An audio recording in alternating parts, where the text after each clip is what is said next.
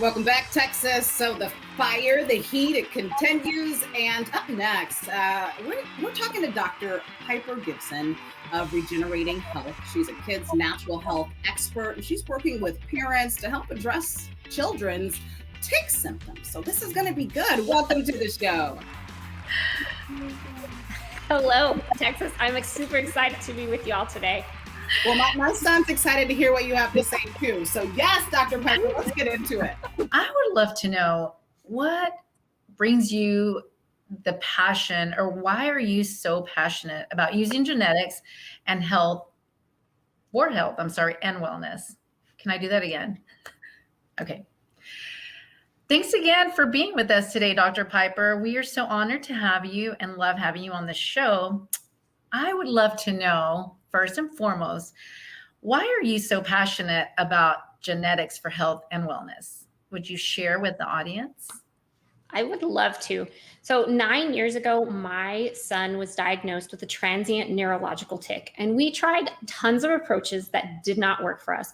We saw doctor after doctor. We tried lots of medications, but it wasn't until we found genomic testing that we were really able to find that missing piece of the puzzle for my son. And I immediately fell in love.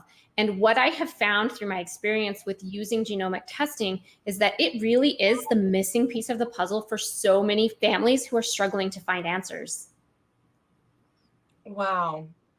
Just having a missing piece and then finding that for your son, that is just mind blowing. And I love that. And what is what is the genetic guided approach to health and wellness? Well, if you go on a road trip, you don't just hop in your car and start driving. You have a roadmap. You have direction that's going to guide you and lead you to that final destination. And our genes are very much the same thing. So when we are looking at nutrigenomics, we are looking at an individual's unique genetics. And then we can look at those different areas to create a personalized approach for them. For example, if your computer code gets changed, we all know our computer doesn't work so hot after that.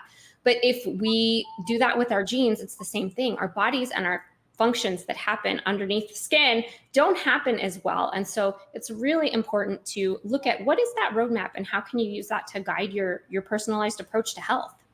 You know, Dr. Piper, your story is so interesting. And I think, just defining what a tick is, what were you seeing in your child? What are some things we could be looking for in our own child to see if maybe we need to get some additional resources or your help here at home? I know you work with women all across the country. Talk about what a tick is and how we can identify when it's happening.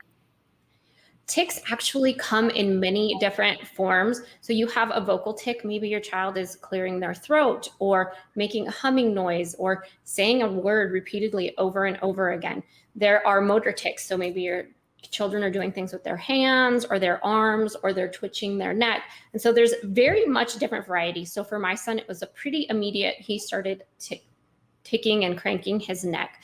And so there's a lot of obvious signs, but for some people, it may easily start out as some eye blinking that you go to the doctor and they say, oh, it's just allergies and you get some Zyrtec. But what happens over time is if you start to notice other little habits that you think, my child is repeatedly doing these things, that really might be a sign that they have a tic. And that could be a sign that you want to do some further investigation.